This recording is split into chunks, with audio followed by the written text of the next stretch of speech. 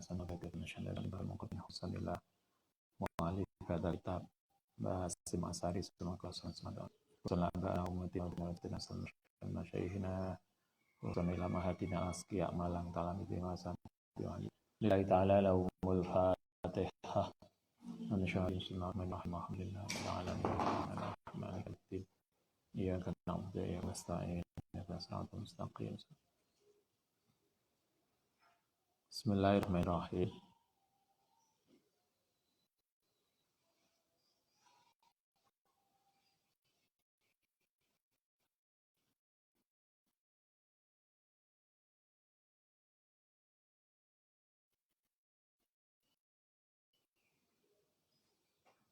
Ini yang bisa nggak di ini bisa kayaknya apa itu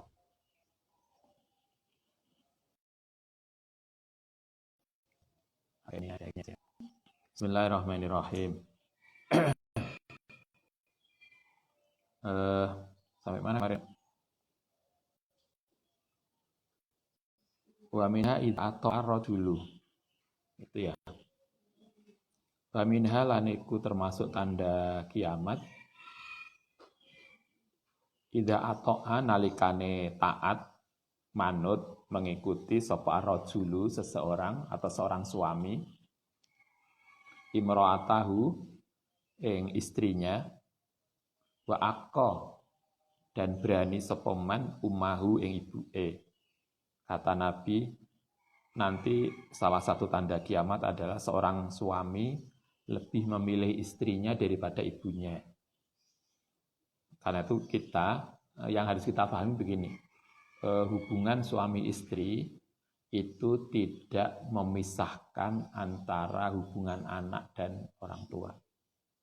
Sehingga kalau Anda nanti nikah jadi istri, maka seorang istri tidak boleh memisahkan antara suami kita dengan mertua kita. Dan seorang suami, kalau Anda yang di rumah jadi suami, seorang suami tidak boleh memisahkan istri kita dengan orang tuanya. Gak boleh kemudian bilang, kamu sekarang jadi istriku loh, menjadi milikku. Enggak, itu tidak benar. Yang sering terjadi kan gitu toh. Seorang suami itu kemudian berkuasa pada istrinya. Kesan yang sering muncul adalah seorang istri harus lebih berbakti pada suami daripada orang tuanya. Itu enggak begitu. Karena suami istri pernikahan itu tidak kemudian memutuskan hubungan anak dengan orang tua. Apalagi kalau di tempat lain, Anda masih ingat ada sebuah kesan seorang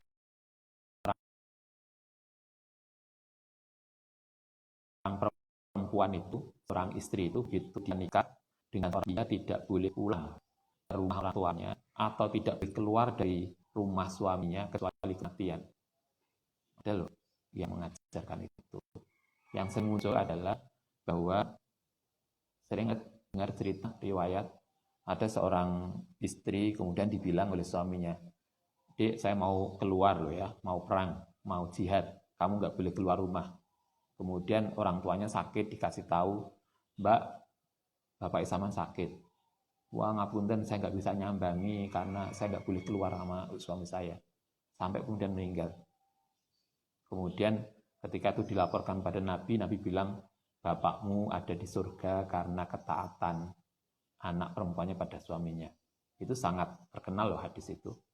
Itu yang sering kita sampaikan kan itu. Padahal mestinya hubungan suami istri itu tidak segitunya. Karena seorang suami tidak boleh memutuskan melarang istrinya untuk silaturahmi ke orang tuanya. Jadi bahkan kemudian seorang suami atau mungkin Anda juga istri itu harus menempatkan mertua itu sama dengan orang tua kita. Jadi anak, suami, jadi kalau Anda nikah, sering yang saya sampaikan, kalau Anda nikah dengan seorang laki-laki, suami kita, maka mertua kita itu hukumnya sama dengan orang tua kandung kita. Yang harus diperlakukan sama. Sehingga tidak ada bedanya, "Iku loh, Mas, yang sering ngasih sinetron. itu loh bapakmu. Itu enggak benar. Kata-kata itu loh orang tuamu, itu salah. Karena mertua kita itu pada dasarnya adalah orang tua kita. Kenapa Ustadz bilang orang mertua itu sama dengan orang tua? Karena begitu Anda menikah, begitu kita menikah dengan suami kita, maka mertua kita itu menjadi mahram selamanya. Bukan hanya musyawarah loh ya. Kalau musyawarah itu kan, kalau Anda misalnya kalau Ustadz nikah dengan ibu, maka berarti tante itu menjadi mahram ketika Ustadz nikah dengan ibu. Tapi kan kalau misalnya ibu nggak ada karena wafat misalnya, kan akhirnya mahram itu hilang. Karena itulah kemudian kita boleh menikah dengan adik ipar, mantan ya. Ya mantan apa enggak? Pokoknya dengan adik ipar kan boleh. Kenapa boleh? Kayak Sayyidina Utsman itu nikah menjadi menantu Nabi 2 kali. Setelah ditinggal wafat satunya, kemudian nikah dengan satunya. Nah, tapi kalau dengan mertua nggak boleh. Nggak boleh kemudian misalnya Anda nikah dengan laki-laki, kemudian maaf suami kita meninggal. Ternyata mertua kita masih muda banget. Oh, daripada golek wong liya ini, mertua kan masih ganteng. Nggak boleh. Begitu kita nikah dengan anaknya, maka mertua itu menjadi mahram selamanya. Sehingga kita nggak boleh menikah dengan mertua atau mantan mertua. Karena menjadi mahram selamanya, maka hukumnya sama dengan orang tua kita. Nah, tanda kiamat adalah, kata Nabi, kalau ada seorang nanti di akhir zaman, hubungan suami istri itu lebih memilih pasangannya daripada orang tuanya. Jadi kalau di sini konteksnya seorang suami lebih takut pada istrinya daripada ibunya, sehingga kemudian justru karena milih istrinya dia berani pada orang tuanya. Itu salah satu tanda kiamat. Anda masih ingat Alqamah, seorang sahabat yang kemudian susah untuk wafat karena dia menyakiti hati ibunya. Dia lebih memilih istrinya. Nah, sinetron, Anda ingat sinetron? Yang pilih aku po ibumu, pilih aku po bapakmu, itu sinetron yang sangat tidak edukatif. Karena mestinya hubungan suami istri nggak begitu. Itu satu. Wa adna, lan lebih dekat sodikohu ing temennya. Tetapi wa akso, lan jauh bahu ing bapake. Kata Nabi menjelang kiamat nanti, anak itu justru lebih dekat dengan temannya daripada orang tuanya. Saat ini muncul kan? Sekarang kan tidak jarang terjadi.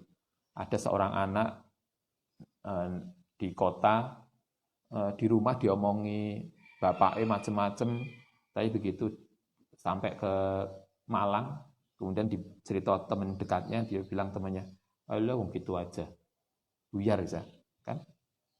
Artinya kata Nabi, nanti menjelang kiamat itu ada orang-orang itu justru lebih percaya temannya daripada percaya orang tuanya. Kalau dulu kan, kalau zaman Ustadz dulu sanawiyah itu sudah mondok. Jadi Ustadz itu di rumah hanya SD aja. Sanawiyah sudah mondok. Kemudian kalau maghrib kita ngaji. Jadi selama sanawiyah itu habis maghrib ngaji, habis bisa ngaji Sulam Taufik, Sulam Safinah, Hidayah, Taklim, itu hatam ketika sanawiyah. Namanya anak-anak ya, kadang kita beler, kita gak ngaji. Biasanya kiai itu bilang, awas loh, nanti kalau kamu gak ngaji, tak bilangkan ibumu. Kita udah takut setengah mati. Karena kita gak ingin ibu kita di rumah itu mendengar kita beling ning pondok. Nah, saiki, gak popo zat. Justru kita itu takut pada temannya. Nabi mengatakan salah satu indikator kiamat adalah kalau seseorang itu lebih milih pasangannya daripada ibunya, lebih milih temannya daripada bapaknya. Wartafaat, dan menjadi keras, menjadi kenceng, apa ala aswatu, suara bil masjidi ing dalam masjid. Masjid suaranya kencang banget karena gawe toa. Sekarang lomba adzan. Kalau kita isya wakil toh rame. Masjid banter-banteran speaker. Malah kemarin kita masih ingat beberapa waktu yang lalu ketika pemerintah mengatur pengeras suara di masjid, sebagian kita ngamuk-ngamuk. Masjid kok dilarang? Loh, padahal justru pengen kiamate. Masjid gak usah pakai speaker. Kan begitu kan? Indikatornya Nabi nanti akhir zaman tuh masjid malah keras-kerasan toa. Kayaknya kita gak perlu pakai speaker, pakai headset aja. Kan gitu. Artinya masjid itu lebih banyak pada kajian formal, tetapi substansinya nggak ada. Itu indikator kiamat. Wa minha lan termasuk tanda kiamat iku idza dzuharat nalikane muncul sapa al fainatu penyanyi. Biduan menjadi pilihan. Kita ramai banget kan? Apa itu? Ini sosial ini stasiun TV. Pilihan penyanyi toh. Selain ada kori terbaik, kori cilik, tukang masak cilik. Kayaknya salah satu profesi yang menjanjikan dan tidak sedikit di antara kita pengen anaknya jadi artis. Kata Nabi, salah satu indikator nanti akhir zaman adalah idza dhaharat fainatu. Penyanyi, artis itu menjadi salah satu tujuan hidup, menjadi salah satu profesi yang dipilih. Wal ma'azifu lan alat musik. Alat musik wasuribat lan jadi penyanyi, jadi apalah terkait dengan ini. Wasuribat lan diminum apa al-khumuru, minuman keras. Minuman keras biasa, penyanyi menjadi artis menjadi tujuan hidup. Wala'ana lan ngelaknati sapa akhiru hadil ummati, akhire umat, akhiru hadil ummati awalaha. Begini, wala'ana lan ngelaknati sapa akhiru hadil ummati, akhire orang-orang akhire zaman, umat awalaha ing bagian awale umat. Maksudnya orang-orang yang belakangan, Anda masih ingat kemarin Nabi mengatakan sebaik-baiknya kelompok itu zamannya Nabi. Jadi khairukum korni, sebaik-baik orang itu zamannya Nabi. Terus kemudian semakin belakang, semakin jauh dari Nabi berarti semakin kurang baik. Tetapi walaupun mereka kurang baik, ternyata Nabi kemudian mengening pada kita. Nanti pada akhir zaman justru orang-orang belakangan itu mencaci kelompok Nabi. Saiki lono wisan. Mencaci sahabat, tidak mengikuti sahabat, menjelek-jelekan orang-orang dulu. Ada begitu. Wa minha itu salah satu tanda kiamat. Wa minha lan iku setengah saking tanda kiamat ana amamal dajjali utawi keluarnya dajjal. Sinwanun beberapa tahun khodiatin yang penuh tipuan. Kita sudah ngaji dajjal pada kitab apa itu? Riyadhus Shalihin ya. Akhir kitab Riyadhus Shalihin. Itu ada banyak hadis-hadis tentang dajjal. Nanti dajjal itu akan keluar menjelang kiamat. Dajjal itu hanya, kalau nggak salah hanya berapa tahun? 3 tahun atau 11 tahun? Nggak banyak toh. Dajjal itu nggak suwe banget. Hanya beberapa tahun. Tapi beberapa tahun itu penuh dengan luar biasa. Yukadzibu didustakan biha ing dalem sinwanu khodiatin sapa as-sadiqu wong kang bener. Orang yang benar dianggap siapa tuh mandi banter banget itu. Siapa di kamar mandi? Kok baru sekarang mandinya? Yukadzibu didustakan fiha ing dalem waktu dajjal sapa as-sadiqu orang yang bener. Wa yusadiqu lan dibenerkan fiha ing dalem masa dajjal sapa al-kadzibu orang yang dusta. Wa yukhawinu lan dinamai khianat fiha ing dalem masa dajjal sapa al-aminu orang yang bisa dipercaya. Wa yu'tamanu lan dipercaya biha ing dalam waktu dajjal sapa al khainu orang yang khianat. Waktu dajjal itu waktu yang kemudian berubah, yang benar dianggap salah, yang salah dianggap benar. Kalau Anda masih ingat ramalannya Jayabaya masa akhir, dibilangin di kamar mandi, ya di kamar mandi dibilang pada waktu Jayabaya memprediksi kita zaman akhir itu zaman edan, kalau nggak edan nggak kumanan, sehingga kalau kita ingin bisa mendapat bagian kita harus edan, karena usumnya pacaran, kalau kita dianggap waras kalau ikut pacaran, gitu kan. Jadi kalau nggak pacaran nggak anggap waras. Sekarang kan Anda bisa lihat, karena musimnya foto sebelum nikah itu apa namanya? Prewedding. Coba, ada prewedding, foto, kalau foto biasa, tapi kan ada toh yang gayanya itu koyo suami istri, saling mangku. Loh, ketika itu kan dia belum nikah. Ketika itu kan dia belum sah suami istri. Kecuali kalau preweddingnya sudah dibuat setelah dia nikah. Mungkin nikah dulu, ijab dulu, kemudian baru pestanya. Nah, itu silahkan. Tapi kalau enggak kan, coba. Tapi ini Ustaz, itu mungkin ini ditata ini aja. Ditata, diedit aja. Pada hakikatnya enggak masalah. Tetapi kan kemudian asumsi orang kan tetap menganggap itu enggak benar. Ini hasil editan, oke. Tetapi kan asumsinya menjadi enggak benar.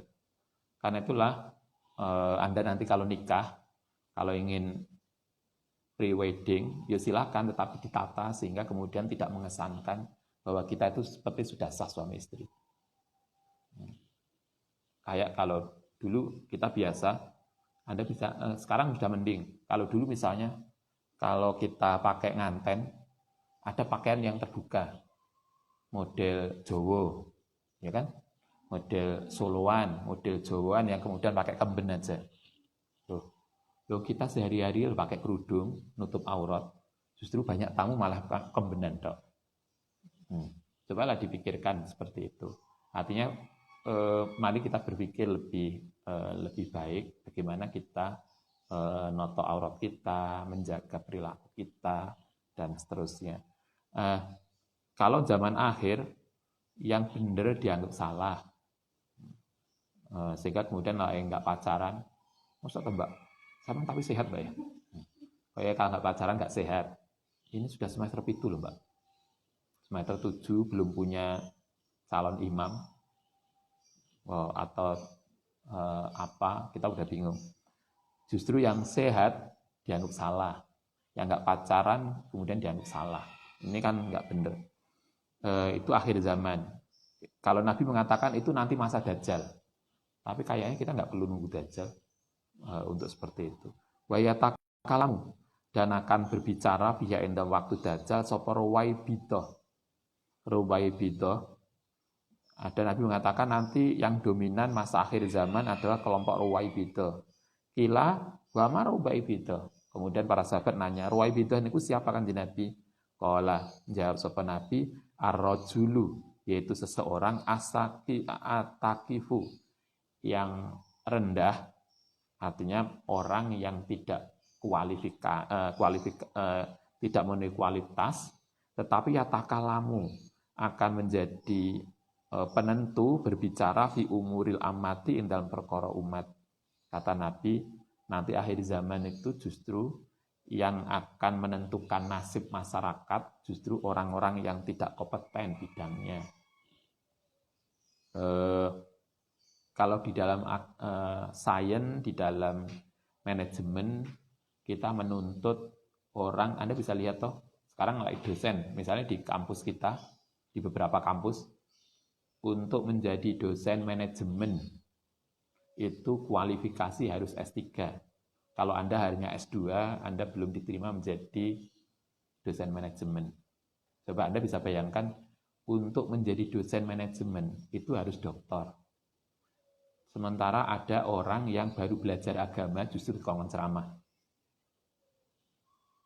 Kenapa kemudian tidak ada kualifikasi orang yang berbicara soal agama. Coba. Sekarang kan justru yang ramai adalah mu'alaf juga menceramah. Dan celakanya kita justru percaya mu'alaf itu daripada kiai yang belajar agama sejak kecil. Yang kewalik-walik toh. Nabi mengatakan nanti akhir zaman itu ada muncul ruwaibidah. Ruwaibidah itu siapa? Orang yang tidak kompetensi justru menentukan nasib umat dan bicara tentang umat. Ini yang kita perlu belajar banyak. Bagaimana kemudian kompetensi, karena itulah kemudian kemarin ketika Kemenak kita gaya kompetensi penceramah itu sebetulnya benar. Karena untuk memastikan bahwa yang akan bicara pada bidang agama itu adalah orang yang memang kompeten bidang itu. Tapi sebagian kita justru protes. Anda bisa lihat toh, orang yang baru masuk Islam, nulis Arab, nulis Quran aja nggak benar, kemudian justru ceramah. Dan celakanya kita justru lebih suka itu. Dan menganggap itu luar biasa. Kemudian akhirnya muncul toh kemarin yang viral di sosial media yang kemudian mengatakan Nabi itu pada awalnya sesat. Coba. Karena sesat maka tidak layak untuk kita peringati maulidnya.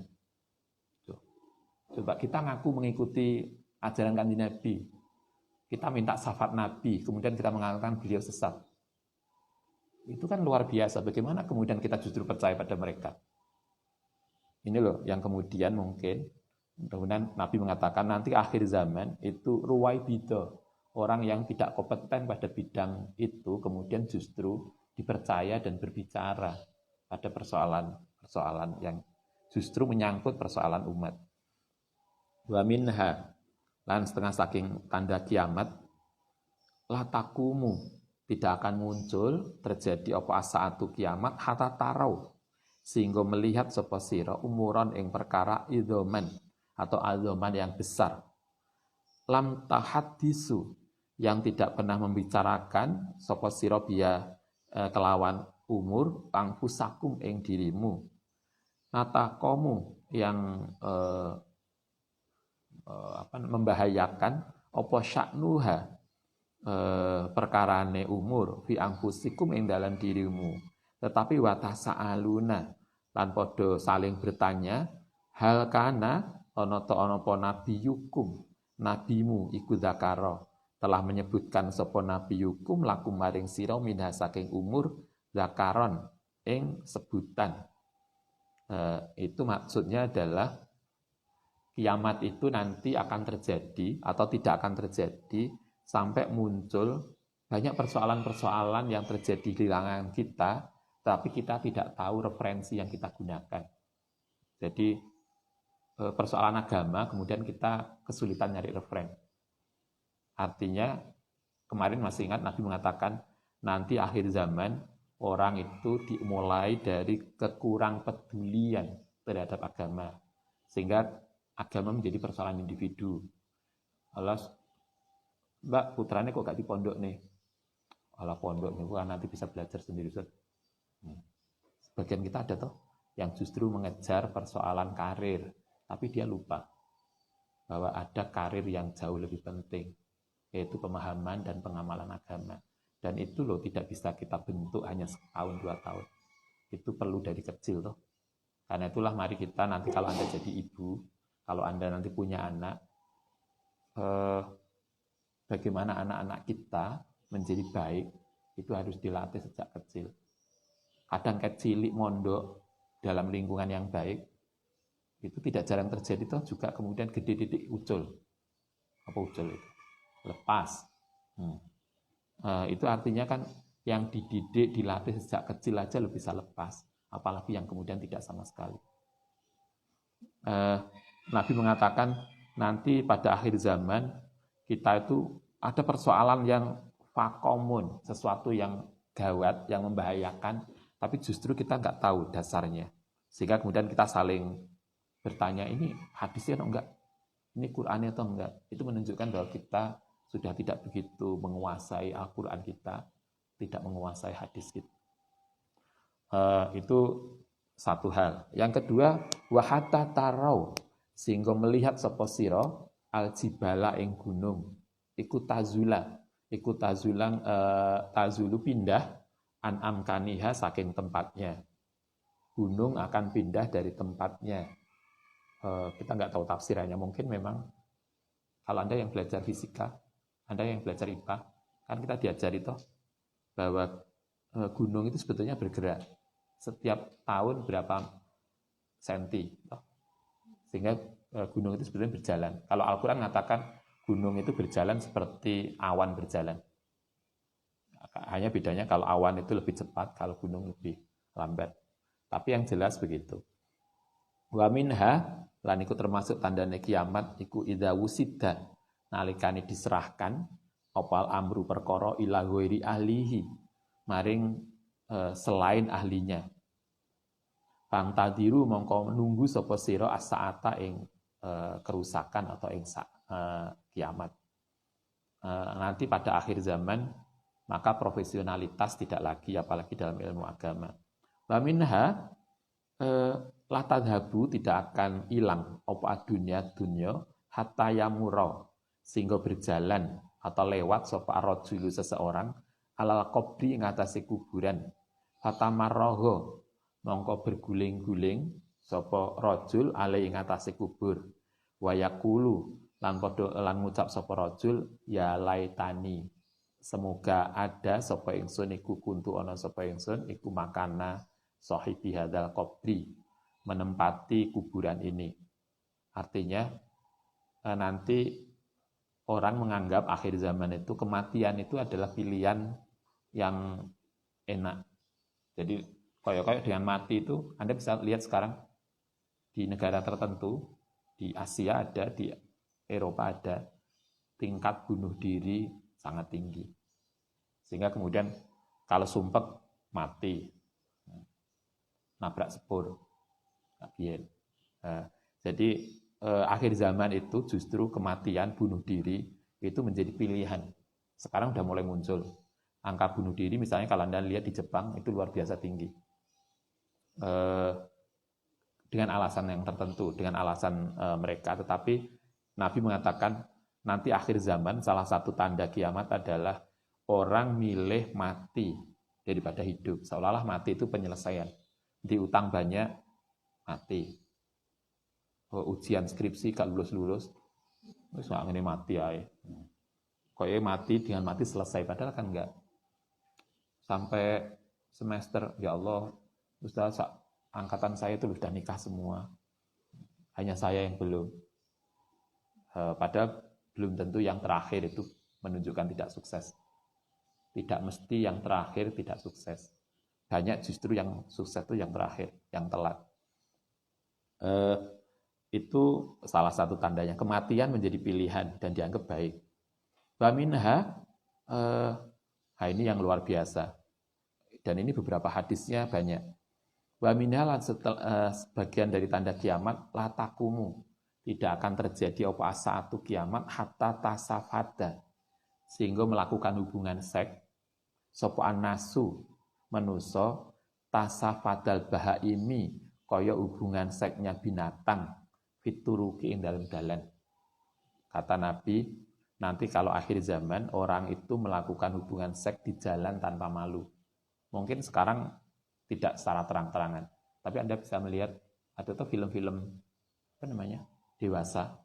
Coba Anda Ustaz kemarin baca ada informasi di Jepang itu rata-rata setahun ada 60.000 gadis-gadis perempuan yang terjun di dunia hiburan sebagai bintang film-film dewasa. Coba 60.000 setahun. Ketika ditanya kenapa mereka mau terjun dalam film dewasa, karena dia senang melakukan hubungan seks di syuting. Coba itu waras tak? Gitu-gitu tuh kok psikologinya waras. Kalau kita itu senang justru melakukan itu untuk dilihat orang. Itu kan berarti ada kelainan. Coba. Kata Nabi nanti akhir zaman, orang itu akan mau melakukan hubungan seks di jalanan. Dilihat orang. Film ya sudah mulai banyak. Sehingga kemudian Kominfo ya, yang berusaha untuk memblokir film-film porno. Tapi sekarang gandengan, bukan mahramnya, sudah kebanggaan toh. Iku ujube sama Mbak. Lah wong Malang kan ujub toh. Iya lah. Yang ngerti kan Ulfa. Lah wong bahasa Malangan kan pacaran itu pacarnya kan istilahnya ujub. Bojone. Coba pacaran itu dianggap suami istri. Kemudian sah melakukan itu. Coba gandengan kayak biasa aja. Kalau Ustaz dulu pernah jadi dosen ngajar di perguruan tinggi tertentu di Malang. Itu biasa aja gandengan laki-laki perempuan. Nah, bukan hanya gandengan toh, rangkulan atau mungkin ciuman. Biasa aja. Coba. Itu indikatornya Nabi. Wa minha ada lagi, ini hadisnya banyak yang terkait dengan itu, hubungan laki-laki perempuan yang enggak malu. Wa minha kulatahna, tidak akan rusak apa hadil umat ini hatta yakuma, sehingga berdiri sapa rajulu ilal mar'ati maring perempuan fayustasrisuha, mongko kemudian nglakoni hubungan seks sapa laki-laki ing mar'ah fitoriki ing dalam jalan melakukan hubungan seks. Fayakunu mongko ana sapa hiyarukum, orang yang baik di antara kalian yauma idzin hari itu, kuman wong yakulu yang ngucap lau rawaina nata nunda nutupi sapa kita waro'a hadzal haidi ing belakang pagar, sampai kemudian orang-orang mosok ta wong ngono kok ning kene, mbok kono lho sebentar lah di kamar sana lah. Sampai segitunya, karena hubungan itu menjadi biasa banget. Wa minha la taqumu sa'atu hatta tujada sehingga ditemu sapa almaratu, seorang perempuan naharon waktu siang, tangkihu yaitu melakukan hubungan seks, aitu jami'u terus melakukan hubungan seks wasatot tariqi di tengah jalan. Hadisnya banyak banget ya soal ini.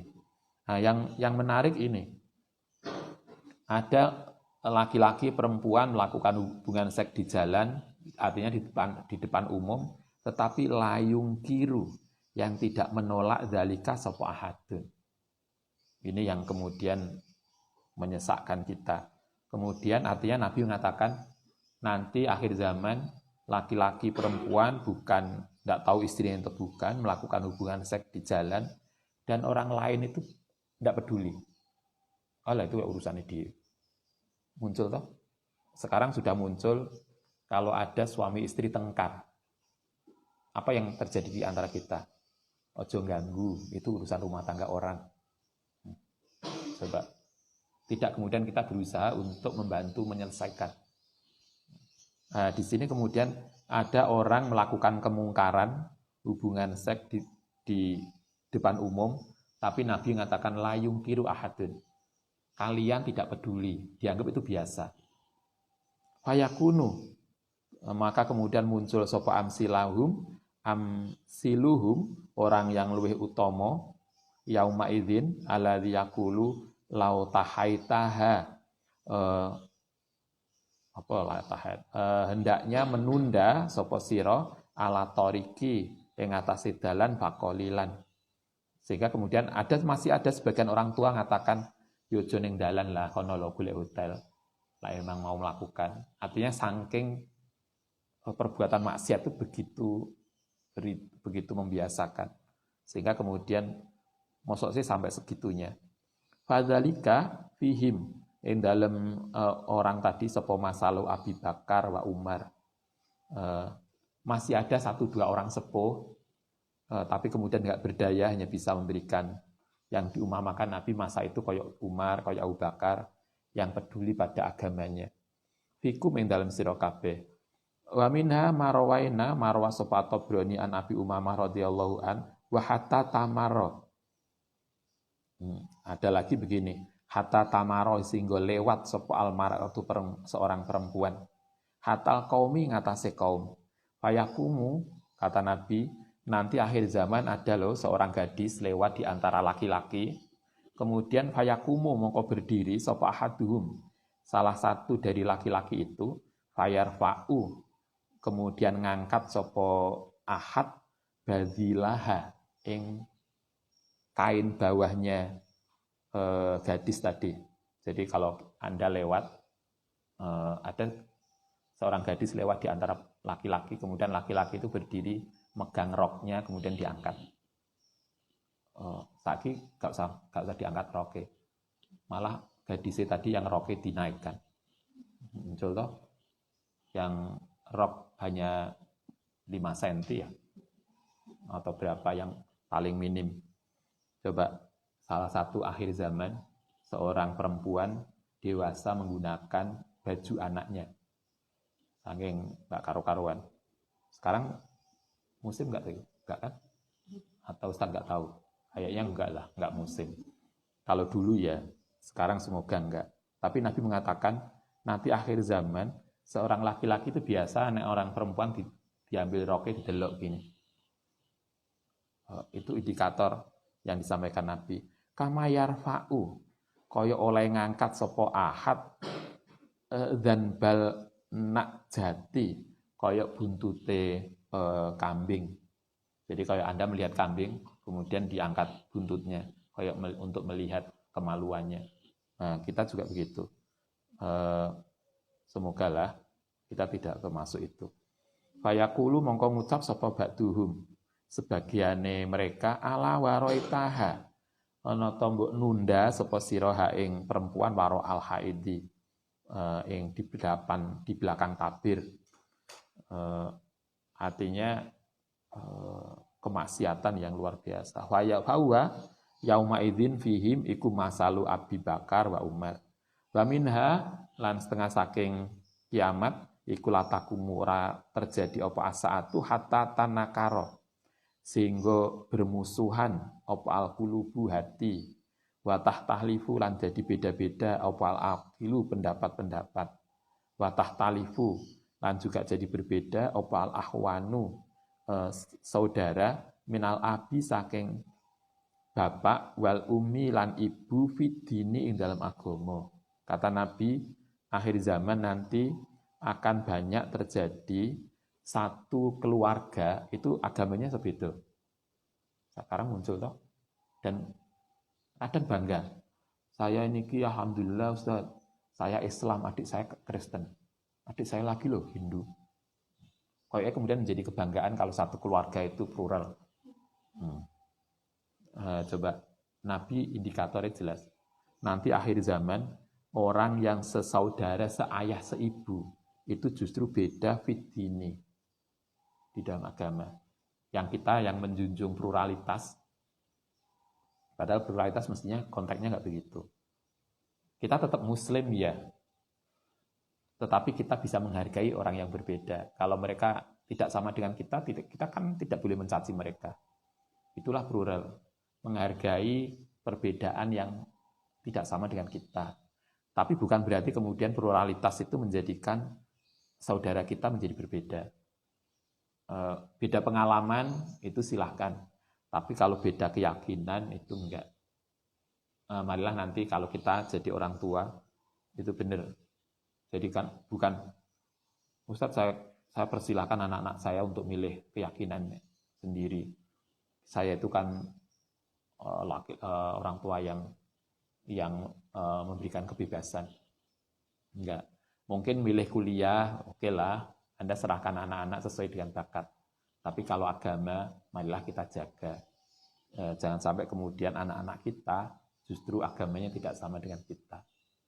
Itu penting. Sebagai kita menjaga keluarga kita sebagaimana yang diamanahkan oleh Allah SWT. Baik, kita lanjutkan besok. Al-Fatihah.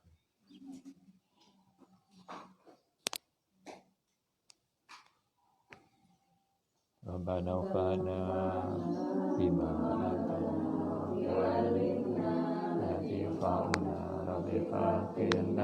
wa faqihana wa qarabati nabitina rabbana fa'na bima 'allamtana wa bi'allimna wa وغفر لنا وقراباتنا.